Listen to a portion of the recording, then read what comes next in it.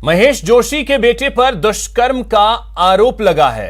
Regular FIR में 0 FIR बदल गई। रेगुलर एफआईआर के मामले में जांच शुरू हो गई है। दिल्ली पुलिस मामले की जांच कर रही है। यह बड़ी खबर आपको बता दें, रेगुलर एफआईआर की जांच अब शुरू हो गई है और यह जांच कर रही है दिल्ली पुलिस। मामला दिल्ली में ही दर्ज हुआ था। 0 एफआईआर दर्ज की गई थी जो अब रेगुलर एफआईआर में बदल गई है। जलदाय मंत्री महेश जोशी के बेटे रोहित जोशी पर लगे रेप के आरोप के बाद प्रदेश की सियासत गर्म है। महिलाओं के प्रति बढ़ते अपराध को लेकर विपक्ष हमलावर है तो कांग्रेस का कहना है कि एफआईआर दर्ज हो जाने मात्र से कोई अपराधी नहीं हो जाता, लेकिन दोषी पाए जाने पर कार्रवाई जरूर होगी। देखिए क्या है मामला।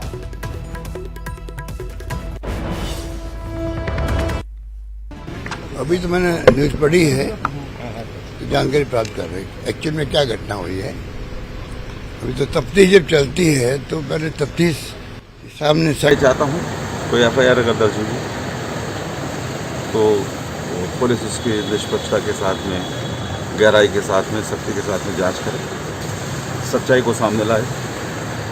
मैं पूरे जीवन सत्य और न्याय के साथ रहा हूँ। इस मामले में भी और आगे भी किसी मामले में मैं उसी पक्ष के साथ रहूंगा जो न्याय पर सत्यता करेगा।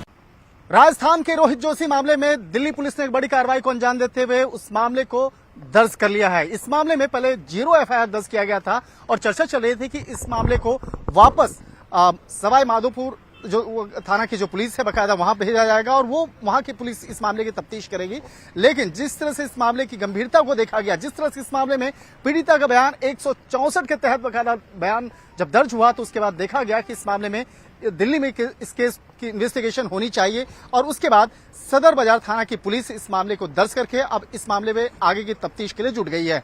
इस मामले पर दिल्ली पुलिस के अगर सूत्रों की माने तो जल्द ही इस मामले में जो मुख्य आरोपी है रोहित जोशी को पूछताछ के लिए नोटिस भेजा जाएगा। उसके बाद राजस्थान से उसे दिल्ली बुलाया जाएगा और दिल्ली में उससे पूछताछ की जाएगी।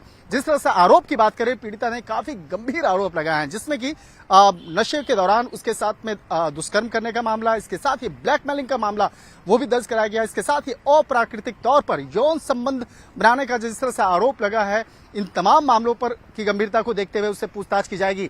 जैसे जैसे तफ्तीश का दायरा बढ़ता जाएगा, निश्चित तौर पर कई आरोपियों की मुश्किलें बढ़ सकती हैं, जिसमें कि मुख्य तौर पर रोहित जोशी जो है उसकी मुश्किलें बढ़ने वाली हैं। तो देखना लाजमी होगा कि इस मामले में अगली पूछताछ रोहित जोशी से कब होती है। निश्चित तौर पे इस मामले की गंभीरता को देखते हुए पुलिस जल्द ही रोहित जोशी को पूछताछ का नोटिस भेज सकती है।